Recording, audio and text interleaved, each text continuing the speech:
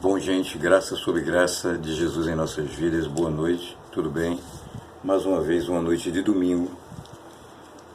E eu não converso com Deus ao longo dessa semana. Eu fui incomodado por diversas vezes a trazer uma parte do meu testemunho para vocês.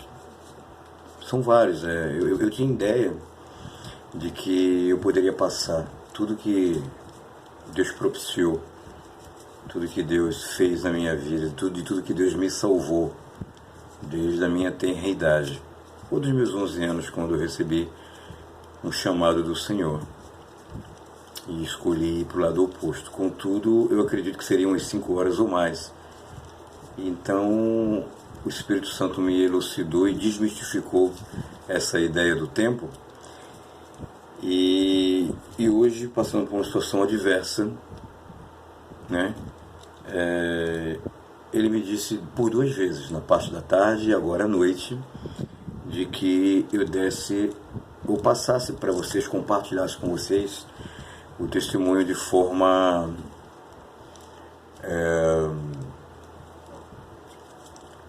partida, né?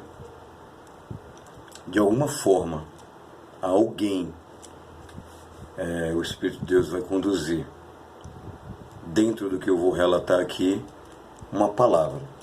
Eu não sei o que você pediu a Deus, ou o que você anda passando, ou a quem você deve levar esse vídeo. Às vezes isso é um condutor, um viabilizador. Mas Deus, Ele me disse que eu fizesse dessa forma. O testemunho da minha vida ele é muito vasto. É o testemunho de um homem vil, pecador, de um homem falho que escolheu errar, né? Nasci em berço evangélico, que não leva ninguém para o céu, porque filho de peixe não é peixinho. E eu sempre escolhi fazer o oposto da vontade de Deus durante uma boa parte da minha vida. Hoje eu tenho 48 anos, já errei muito diante de Deus. É óbvio que a nossa natureza original, o pecado original, perdão, a nossa concupiscência, ela nos conduz, a carne ela clama, ela nos impõe, ela nos empurra a fazermos o que é errado. E é bom, é prazeroso. Ninguém vai dizer que pecar é ruim, independente de qual que seja o pecado. Ele vai trazer prazer à tua mente e ao teu corpo. Contudo, o pecado original ele é posterior à nossa a nossa originalidade natural. Como é que eu posso dizer? O homem caiu, então ele teve um estado original anterior ao pecado. Então, se antes da queda de Adão e Eva, o de Eva e Adão, houve um estado original de perfeição, porque tudo que Deus cria é perfeito, nós temos que buscar recuperar tudo isso em Cristo Jesus. Então eu quero que você entenda que existe o pecado original e essa herança concupisciosa por parte de Adão. Contudo, antes de Adão, somos feituras no próprio Adão, das mãos de Deus e o seu sopro divino. Eu tomo como base hoje 2 textos, tá? O primeiro se encontra em Tiago, Provérbios do Novo Testamento, onde é o irmão de Jesus, me corrijam se eu estiver errado, Tiago capítulo 3, no versículo 10 e 11. Não, do versículo 11 e 12. Diz assim: acaso pode de uma mesma fonte jorrar 2 tipos de água? Pode sair de uma fonte só água doce e água amargosa? Acaso, meus irmãos, pode a figueira produzir a azeitona ou a videira figos? Não. Né? Tampouco a fonte de água salgada pode dar água doce.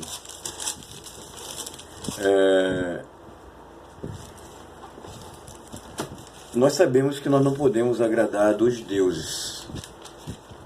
Ou havemos de agradar um e desagradar o outro, e vice-versa. Se nós agradamos a Jesus, nós desagradamos ao diabo. Se alguns o têm como Deus. Se desagradamos ao diabo, nós agradamos a Jesus por obediência a ele. O segundo texto, ele se encontra em Romanos, capítulo 5, versículo 20. Paulo fala assim: ora, a lei foi concedida para que todos percebessem a gravidade do pecado, né? Porém, para a medida que o pecado aumentou, a graça se tornou ainda maior. Portanto, o 21 versículo: assim como o pecado reinou sobre todos e nos levou à morte, agora reina a graça, que nos declara justos diante de Deus e resulta na vida eterna por meio de Jesus Cristo, o nosso Senhor. Gente, eu sou nascido em berço evangélico, neto de pastor, filho de diácono. Eu sou da época do Desembanha a Espada 1, 2, 3. Manuseio a Bíblia com bastante habilidade. Conheço muitos versículos. Já li a Bíblia algumas vezes. Bipartida e contínua de Gênesis e Apocalipse. Estudei em colégios evangélicos. Meu pai sempre me educou dentro dos princípios, dos conceitos e dos preceitos bíblicos. Contudo, isso não me isentou de escolher errar diante do Senhor. É muito bonito algumas pessoas chegarem e declararem um testemunho, né, uma forma que nos coloca como heróis. Na verdade, nós somos antagonistas, nós somos anti-heróis. O único herói que existe verdadeiramente no universo se chama Jesus Cristo, que é exatamente essa graça, que a partir do momento que nós nos encontramos com Ele, o que a lei denota como erro, como pecado, a graça vem para delimitar o pecado e a lei para trás, e o favor imerecido, que é graça, a partir de Cristo Jesus, na sua morte e ressurreição, morte de cruz. Então, não podemos, nenhum de nós pecadores, sermos demagogos ao ponto de querermos trazer glória para a gente. Na verdade, nós somos pecadores, nós somos falhos. Nossas obras são consideradas como trapos de imundícia. Trapos de imundícia, biblicamente falando, principalmente no Velho Testamento, são aqueles panos que enfaixavam os leprosos, quando se tirava, né, odor, bicho, enfim, pedaço de carne, em putrefação ou apodrecimento num corpo vivo. Então, por mais que nós tentemos acertar diante de Deus, ainda estamos errados e somos insuficientes pelos nossos próprios esforços. Contudo, Jesus Cristo nos ajuda a encontrarmos nele, enquanto estivermos nele, o estado de justo, porque ele é a justiça, o sol da justiça. Isso é um favor imerecido, isso é graça. A gente não merece, mas ele veio e fez tudo por nós. Ele pagou a conta, né? Então, a parte que eu quero relatar para vocês da minha vida se passou em 2004. No ano de 2004 eu ainda morava no Rio de Janeiro, morei um bom tempo no estado do Rio de Janeiro. E eu era casado, no meu primeiro casamento. E trabalhava numa empresa de grande porte, nacional, porém multiestadual, do comércio varejista. E comprei uma moto. Meu pai tinha sido um motoqueiro e tinha sofrido um acidente de moto. E se eu tivesse buscado o conselho dele, já começou por aí a desobediência, ele teria dito que eu não comprasse. Ele dizendo que eu não comprasse, eu não poderia comprar, porque eu estaria em estado de desobediência. Mas eu não contei nada para ninguém. Apesar de ser um homem já de maior, casado, constituído família, eu escolhi comprar a moto. E era uma XT 225. E certo dia no domingo, ao sair da igreja com a família, nós chamamos bastante, eu comi 2 sanduíches enormes. E ali eu fiquei empanzinado no dia seguinte. Não fui trabalhar. Separei R$ 720, coloquei no bolso e aproveitei por não ter ido trabalhar para ir em Tribobó. Quem é do Rio de Janeiro e São Gonçalo sabe, eu morava em Itaboraí. Para ir em Tribobó comprar peça para moto. Aí nós chamamos de relação, né? Aqui é tração. Né? Relação, freio, enfim. Eu ia fazer uma manutenção na moto. 2 pneus, já tinha orçado isso por telefone. Só que no início da tarde, eu levei o meu garoto para o colégio. O Vitor Hugo. Hoje o Vitor Hugo se encontra com 24 anos. Eu levei o Vitor Hugo para o colégio pelo plano de saúde. Passei no centro de Itaboraí, num cardiologista, não vou dizer o nome dele, questão de ética, e peguei um atestado do dia. Mas eu já tinha ligado para a loja e dito para o meu gerente, olha, não vou trabalhar hoje não, estou passando mal. E não fui.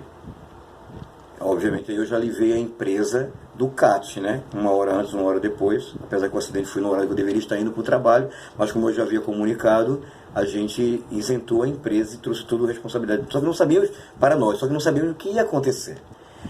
E o que aconteceu foi que deixei o garoto no colégio, quando eu voltei do centro, eu passei em frente à rua, e o acidente foi praticamente em frente à rua do colégio do meu garoto. Foi, quem mora em Itaboraí, foi em frente ao Hospital São Judas Tadeu. Todos sabem que, não sei se ainda é assim dessa forma, existem 2 retornos para carros pequenos.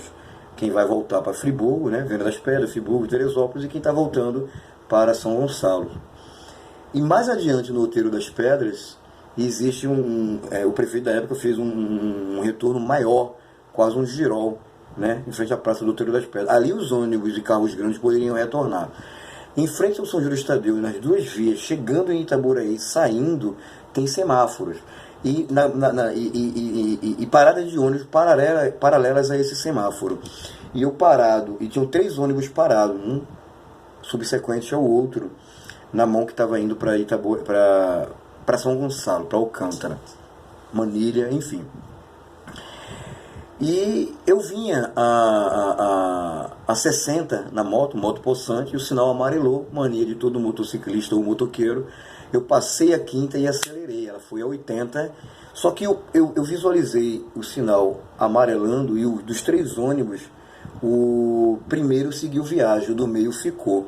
E o último, ele foi livrando o que ficou na sua frente, que era o do meio, e eu acreditei que ele sairia da parada de ônibus e seguiria a viagem, mas não, ele estava fazendo um retorno errado. Então ele saiu do canto da pista, virou uma parede na minha frente, e para fazer o retorno em frente ao São Judas Tadeu, onde é um retorno destinado a carros pequenos. E ali eu vinha com muita velocidade, a moto em explosão, e eu só tive tempo de gritar, ai meu Deus.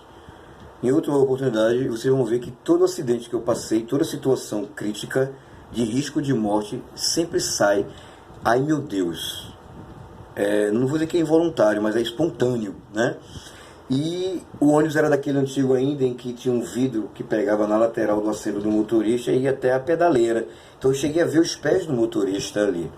Bati com o ombro no para-choque, a moto subiu o meio-fio, o canteiro central da via, e eu passei 1 metro certinho do pau do semáforo e o pau da placa retorno, Venda das Pedras, Teresópolis, Friburgo. E ali a moto estourou os 2 pneus e caiu. E eu fui lançado no poste a 80 por hora, né, em forma de ferradura. E caí. Só senti um barulho muito grande, como você estrala um dedo dentro d'água, né? De dentro para fora dos meus ouvidos. E ali quando eu caí, eu tentei levantar, mas eu fiquei sem ar, né? Eu carregava um celular na época aqui na cintura, ele fraturou a minha bacia. E eu caí, eu tentei levantar para discutir, para brigar, eu era muito valente na época, para poder pegar o motorista. Eu só me lembro que eu deitado meio que de lado assim, eu falava, olha só o que você fez e tal, mas não saía nada da minha boca. Nisso parou, os carros vieram me socorrer, o ar começou a faltar. Eu não sei outros tipos de morte, mas quem morre asfixiado deve ser uma coisa horrível, porque você tenta respirar. Dali pra cá eu até criei um dizer: quem gosta de pescar com vara ou com rede, tira o peixe e dá logo uma pancada na cabeça dele, não deixe ele agonizando ali do lado de fora não, porque é horrível. E ali um rapaz que trabalhava na Petrobras, primeiro socorro, preocupado com o meu baço, e ali eu fiquei sem ar durante acredito que quase 1 minuto, um pouquinho mais, mas é agoniante, e o ar foi voltando, porque o meu pulmão ele comprimiu. Hoje eu tenho praticamente 1,5 pulmão, porque o pulmão esquerdo ele cauterizou a parte de baixo, né? Ele colou, como uma bexiga no sol murcha, né? Foi a explicação que eu tive. E ali ele implodiu, ele estourou meu intestino grosso. E até então ninguém sabia de nada. E nós fomos levados para o Hospital Central de Itaboraí, onde depois ficamos até de noite, isso era 2 horas da tarde. E de noite, por intermédio de um colega de trabalho e um gestor da loja, nos levaram para a Beneficência Portuguesa, pelo plano de saúde que nós tínhamos pela empresa da época. Qual é a parte fundamental? Vamos dar uma pausa aqui na explicação do acidente em decorrência dele. Eu frequentava uma igreja Assembleia de Deus, eu era auxiliar de trabalho. Eu não sei se esse testemunho vai servir para você que é servo de Deus, você que acha que é servo de Deus, você que não é evangélico, não é servo de Deus, você que foi e está afastado, você que brinca com a vontade de Deus e a palavra de Deus, porque eu estava brincando. Eu era casado, vivia uma vida totalmente de lascívia, fornicação, prostituição. Eu vivia uma vida de solteiro. Só que por mais ou menos uns 3 meses anteriores, né, estavam até fazendo uma reforma. Eu trabalhava no shopping Buy Market em Niterói, e eu largava, era do fechamento, e eu largava às 22 horas, e eu voltava para casa pela BR-101, são 23 quilômetros, e estavam fazendo uma reforma antes da construção do shopping São Gonçalo. E ali eles passam aquelas máquinas que fazem aquele suco na pista, né? Que andar de moto ali é horrível. E além daquilo dali, um caminhão deixou cair um pedaço grande de barro duro, barro de aterro, né? Terraplanagem. Então eu já vinha preocupado com aquilo dali, e ainda bati no barro daquele pneu dianteiro, e a moto levantou, e eu clamei a Deus, e Deus me livrou de um tombo. Naquele dia em diante, que eram as 3 semanas que antecederam o acidente, eu vinha sentindo uma necessidade muito grande de assumir uma postura, um posicionamento com Deus, com o reino de Deus. Algumas vezes eu saía de terça ou era quinta de lá de Niterói, ia para Icaraí, para o projeto ID, da missionária Sara Silva. E Deus falava tremendamente comigo, mas a minha necessidade de agradar Satanás e a minha carne era tão grande, aquilo eu gostava de fazer, que era uma luta enorme. E Deus vinha falando comigo na época através de diversos louvores. Um deles que eu me lembro era do primeiro CD do Fernandinho: se não for para te adorar, para que eu nasci, se não for para te servir, porque estou aqui, sim, eu quero te adorar, te adorar. Então aquilo estava me consumindo. Eu não sabia do porvir, mas Deus já sabia. E isso eu posso afirmar hoje. A minha até então esposa, na época, teve um sonho. Ela sabia que eu sofreria um acidente. E ela guardou aquilo para ela, mas ela sabia. E o que é que acontece? Voltando para a parte do socorro da Beneficência Portuguesa, o nosso intestino ele explodiu. E eu entrei na emergência, e eles encontravam na ressonância, na tomografia, era mais a ressonância. Era uma mancha muito grande, negra, no meu corpo todo, por dentro, na região torácica, né? E eles não sabiam o que era, e minhas taxas, minhas plaquetas iam caindo, e eu não tinha condição, meu organismo não reagia. Foi quando eles decidiram, de súbito, me levarem para a sala de cirurgia. A cirurgia, se eu não me engano, na época, eu teria que procurar ter esse documento todo guardado do hospital, se eu não me engano, na época, ela durou 18 ou foi 22 horas. 18 horas, 16 a 18 horas, perdão. E eles encontraram que aquela mancha no meu organismo todo eram fezes. A gente sabe que nossas fezes, igual a do cabrito, enquanto não saem pelo reto e pelo ânus, elas têm forma de flatos, né, bolinhas. E quando ela espalhou pelo organismo, ela se derreteu. Então foram parar fezes, infeccionando todos os meus órgãos, inclusive o coração. E ali nós tivemos que passar por uma cirurgia bem demorada, onde eles tiraram todos os meus órgãos, colocaram para o lado de fora, lavaram todos eles. Só que para isso eles necessitavam de um remédio em forma de um óleo, que era caríssimo, e o plano de saúde da época ele não cobria.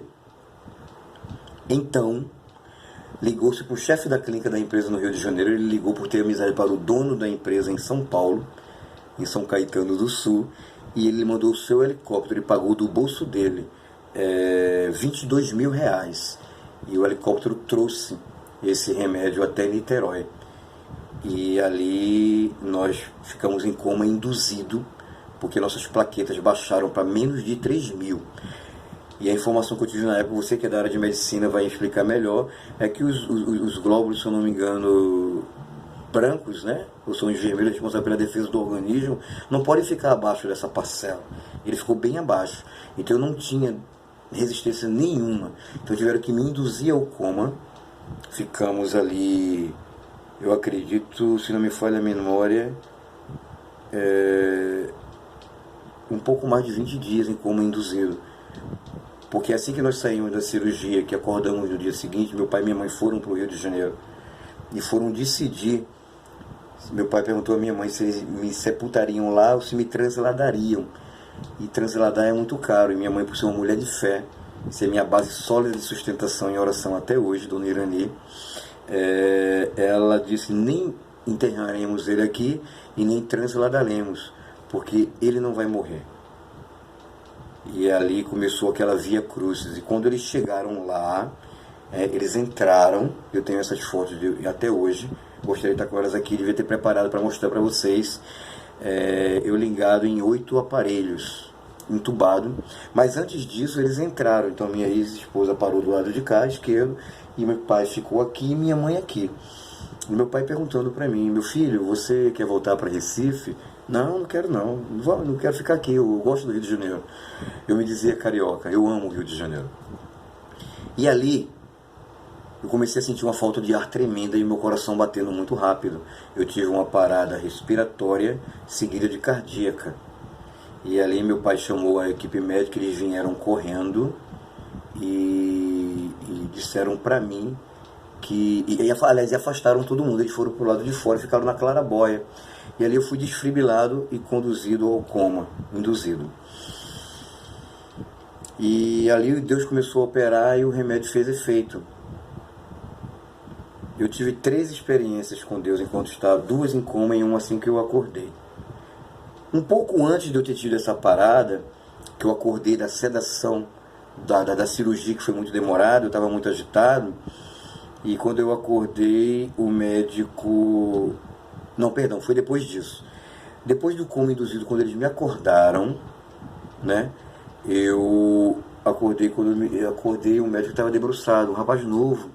Falou: eita, seu Gesias, meu nome é Gesias Nunes Villanova, o senhor está com um carro importado na sua barriga. Aí eu falei assim: por quê? Lembrei agora o valor exato do remédio. Porque o remédio que ajudou a salvar a sua vida, ele valeu, eu não vou dizer que custou, mas ele valeu 70 mil reais. O meu até então patrão na época, não me interessa se ele deduziu o imposto de renda dele ou não, ele investiu.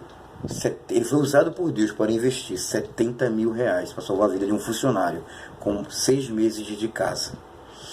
E ali na minha primeira noite de sono, eu tive uma visão.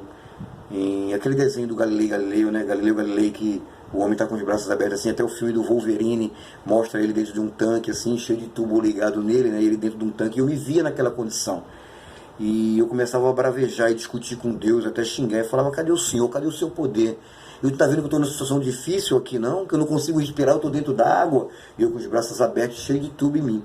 E aquela voz bem grossa, como um trovão, bem grave e mansa, falou assim: olhe para a sua mão direita. E quando eu olhei para a minha mão direita, eu vi uma outra mão bem maior, segurando nela assim. A mão ela era grande, os dedos eram grossos, que talvez minha mão hoje não conseguisse segurar. Esses pelos que nós homens, algumas mulheres também temos, aqui e aqui, eles eram brancos e compridos, tipo fios de cabelo. Eles não eram curtos como nós temos aqui, eram bem compridos. E a pele era negra como de um pescador. Tá? Negra não da cor, era bronzeada do sol. E ele falou assim: você está numa situação difícil, mas em nenhum momento eu soltei a sua mão. Antes de ser tirado do coma, eu tive a segunda visão. Eu estava indagando a Deus o porquê que ele tinha deixado acontecer aquele acidente comigo. O porquê que ele deixou eu bater no poste e eu estava naquelas condições. Como se eu não soubesse do que Deus ele é capaz e do que ele faz pela graça que nós não merecemos para nos livrar de nós mesmos e dos nossos erros. E ali ele mostrou a mesma mão nessa posição assim, ela estava assim, de frente para mim. Nessa posição ele falou assim: não te lancei em um poste, mas sim no meu dedo. Foste lançado por mim mesmo no meu dedo. E ali nós fomos retirados do coma, e na primeira noite de sono, né, todo mundo sabe que UTI, a gente fica com a cama de costa para a parede, e aqui em cima atrás são aquelas janelas com isso, filme ou película horizontal, estreitas, né? E os aparelhos de oxigenação, tudo ligado na parede. E essa voz, eu tive uma visão, né? E eu falei assim, no pensamento, falei: Deus, aí quem é do Rio não vai entender. Eu estava lá em Cavaleiro, acho que no Alto da Besta, na parte de direção à Estação Werneck, e eu andava naquele muro de arrimo ali, para lá e para cá, e eu via aquele vale onde a estação todinha que segue aqui com pessoas, uma multidão, né? E nessa multidão, como num livro que quer ilustrar a multidão, ou os anjos no céu, iam sumindo até a página acabar, aquelas cabecinhas, e era muita gente. E eu andava para lá e para cá e falava: Deus, eu não estou pregando, eu não estou dando aula na escola dominical, eu não estou fazendo nada. Quem é essa multidão? Aquela voz que veio bem suave daqui da janela de cima aos meus ouvidos, e eu tenho certeza que era a voz do Espírito Santo. Ela falou assim: é a quantidade de pessoas que estão intercedendo por você aqui e em outros estados, principalmente no seu, que foi mobilizado muita gente, porque o médico tinha chegado para os meus pais e a minha até então esposa e dito para eles assim: vocês acreditam em Deus? Que eu posso ver que vocês são evangélicos. E ela disse: sim. Então começa a apelar para ele, porque o que a medicina pôde fazer, ela já fez. Nós estamos vendo as condições de recuperação do Gesias, do Vila Nova. E aquela voz disse no meu ouvido isso, né? Então tinha muitas pessoas intercedendo para mim, de vários credos religiosos, não somente cristãos evangélicos. E nós fomos clinicamente dado como morto, não havia recuperação para a gente. Dali em diante, nós ficamos colostomizados durante 6 meses, fomos para a enfermaria, passamos mais um mês e pouco na enfermaria. Eu tive que aprender a andar novamente. Meu amigo e irmão em Cristo, Marcelo Seixas, saía do trabalho, que nós trabalhávamos na mesma empresa, em vez de ir para cá, ia em casa, jantava, ia para lá me ensinar a andar, me sustentar, que eu não tinha força nas pernas. Deu a água na minha pleura, no meu pulmão, e tiveram que fazer uma cirurgia, uma drenagem, né? Aqui, doeu a beça, tiraram 500 ml, que doía muito, eu não conseguia respirar. E ficamos colostomizados e reconstruímos o trânsito, que havia a possibilidade também de eu ficar colostomizado pro resto da vida. E quem sabe o que é colostomia sabe que é muito incômodo, é horrível, ainda mais com fezes. E adquirimos o estado de perfeição, voltamos ao estado de perfeição sem sequela nenhuma. A única sequela que o médico disse na época, o Dr. Lutergar Filho, não deve ser mais nem vivo, ele disse o seguinte: olha, a sua musculatura não vai corresponder mais à sua idade, ela vai corresponder a 20 anos mais. Então comece a fazer exercícios físicos para que quando você chegue, por exemplo, com 50, você tenha uma resistência, porque ela vai equivaler a 70 anos. E ele me alertou quanto a isso, né? E aí eu fiquei com respiração limitada também. Mas não me impede de viver normalmente. Onde é que eu quero chegar? Eu poderia aqui gritar da mil aleluia. Onde é que eu quero chegar? Eu era um homem conhecedor da palavra, era um homem criado no Evangelho, era um homem com compromisso social e divino, humano e espiritual com Deus e a minha esposa na época, e vivia em plena desobediência, vivia alimentando as minhas vontades, vivia tentando agradar a dois senhores, vivia indo para a igreja, fingindo que era crente, acreditando que estava enganando a todo mundo, e sim, poderia até estar enganando a muita gente, inclusive me auto-enganando, mas ninguém engana Deus. Ninguém está livre das potentes mãos do Senhor. Os olhos do Senhor estão em todos os lugares, entenda. Os olhos do Senhor estão em todos os lugares, contemplando os maus e os bons. E lá em Jeremias ele fala assim, ó: enganoso é o coração do homem, quem o conhecerá? Ele mesmo responde: eu, o Senhor Deus, espalmeio, esquadrinho milimetricamente o coração, a mente do homem, e dou a cada um a recompensa, a paga, mediante as suas ações. Gálatas capítulo 6, 7 e 8 fala o seguinte: Deus, não vos enganeis, não pire o homem. Deus não se deixa escarnecer, zombar, enganar, zoar. Ele é onisciente. Ele sabe de todas as coisas, desde a eternidade até o final do mundo. Ele sabe o que você vai pensar e falar daqui a 30 anos, em determinada hora, em determinado local. Então Deus não se deixa escarnecer. Tudo aquilo que o homem plantar, fizer de bom, ele vai colher. Tudo aquilo que o homem fizer de ruim, de mal, ele também vai colher. O mundo chama isso de a lei do retorno. E eu achava que estava bem bebendo os dois tipos de água. Na verdade, a água doce que é o Senhor, digo eu, não a Bíblia, eu não a bebia. Ela não me alimentava. Porque se ela me alimentasse verdadeiramente, eu não fazia o que eu queria. Saía com diversas mulheres, enganava a minha esposa, traía a confiança dos meus filhos, da sociedade, das pessoas que conviviam. Eu ainda tinha oportunidade de agir e atuar dentro da casa do Senhor. Tenho vergonha de dizer isso e ao mesmo tempo também não, porque a graça infinita do Senhor Jesus me alcançou. Jesus, com todo o processo que eu passei, ele me alcançou. Nós não entendemos as coisas que Deus ele faz hoje, nós só vamos entender mais na frente. Passamos por um processo onde nós sofremos muito, e o pior, fizemos pessoas que nos amavam e até nos amam até hoje sofrerem. Muitas consequências, tanto no reino físico, material, na esfera humana, quanto no espiritual. Mas se Deus tem um plano na sua vida, e Ele tem pelo menos da salvação, que Ele pode não ter um específico, mas você foi chamado para a salvação em Cristo Jesus, através da sua graça, não brinque com Deus. Não brinque com Deus. Nós pensamos que enganamos a Deus. O salmista fala: se eu descer ao mais profundo abismo, tu ali estarás. Se eu subir ao mais alto monte, tu ali também me encontrarás. Para onde eu fugirei da tua face? Não nos apoiemos na misericórdia do Senhor. Não achemos que Deus ele é tonto, ele é idiota, ele é bobo, ao ponto de ser enganado. Agora há um tempo determinado para todas as coisas. Vai chegar um tempo que vai haver o poste na sua vida.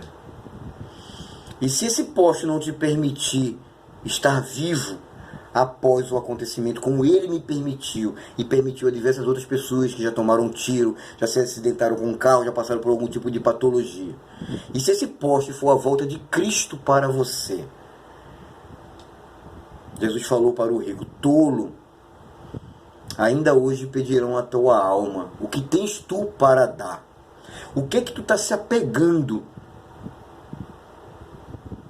O que é que você está se apegando para acreditar que Deus ele vai ser benevolente para com você? A Bíblia fala no Velho Testamento que todas as vezes, isso digo eu analisei dessa forma, que foi lançada a sorte, diz assim logo depois, se cumpriu a vontade de Deus. Eu acredito que a sorte é a vontade de Deus na nossa vida. Qual vai ser a tua sorte, a vontade de Deus, se Deus ele voltar Jesus para você hoje? Através de um acidente de carro, de uma doença, de um tiro, de um poste, um acidente de motocicleta, de uma queda, de um atropelamento, de um afogamento, de um choque. Nós não sabemos. E aqui o meu clamor e o meu alerta para vocês é de uma pessoa que durante boa parte da vida escolheu errar. Não erre. Se você conhece a palavra, se você conhece o verdadeiro caminho, o céu, ele é tomado à força. Não é essa a interpretação correta, mas eu estou aplicando aqui. Teologicamente tem uma outra interpretação. Mas corriqueiramente é usado dessa forma. Lute. Tome a sua cruz, negue as suas vontades, o seu eu. Momentos simples, curtos de prazer, seja com bebida, com mulheres, com homens, com jogatina, qualquer que seja aquilo que te desvia de Deus, que te afasta de Deus, que te faz beber a água salgada, que te faz agradar mais ao Senhor desse século, que é Satanás. Pare. No começo é muito difícil, mas depois que a gente começa a experimentar a vontade boa, perfeita e agradável do Senhor, a gente não quer mais voltar atrás. A nossa luta era para não voltar mais atrás, e não como anteriormente. A luta era para praticar. E quantas orações erradas eu fiz e você faz, quantas orações mentirosas nós fazemos, dizendo: Senhor, tu sabes que eu não queria, Senhor, tu sabes que eu... Não. Jesus falou que sem mim, sem Ele, nada podemos fazer. Mas Ele também falou que nós temos bom ânimo, porque se Ele venceu o mundo, nós nele, enxertados nele, obedecendo a Ele, acreditando, exercendo a fé nele, porque Ele é poderoso, nós venceremos o mundo também. Nós nunca mais vamos pecar? Vamos. Mas eu aprendi uma coisa. Para o salvo, para o escolhido, para o servo de Deus, o pecado é um acidente de percurso e não uma prática corriqueira. Não podemos brincar com Deus. Deus nem merece isso e nem permitiria isso, nem através de mim, nem através de você. Pense nisso. É necessário que você passe por situações como eu passei, que você movimente com a vida de pessoas que te amam, façam essas pessoas sofrerem. É necessário. Nós somos responsáveis por tudo que acontece ao nosso redor. Tudo que nós fazemos de errado, nós temos direito de escolha. Tudo nós que fazemos de certo, nós temos o mesmo direito de escolha. Esse limiar da escolha é duro, quem passa por isso sabe. É muito difícil não botar mais um gole, né? É muito difícil não me deitar mais uma vez com ele ou com ela. É muito difícil. Nós vamos viver a vida inteira lutando, mas vai chegar determinado momento que essa página, nessa debilidade, nessa falha, nesse erro, nessa tentação, ela vai ser virada e virão outras. Mas a partir do momento em que nós começamos a nos relacionar, a termos intimidade com Deus e deixarmos que Ele haja na nossa vida, o primeiro passo é nós abrirmos mão da nossa própria vontade, do nosso próprio eu. Se eu não me engano, Pedro, me corrijam, ele fala que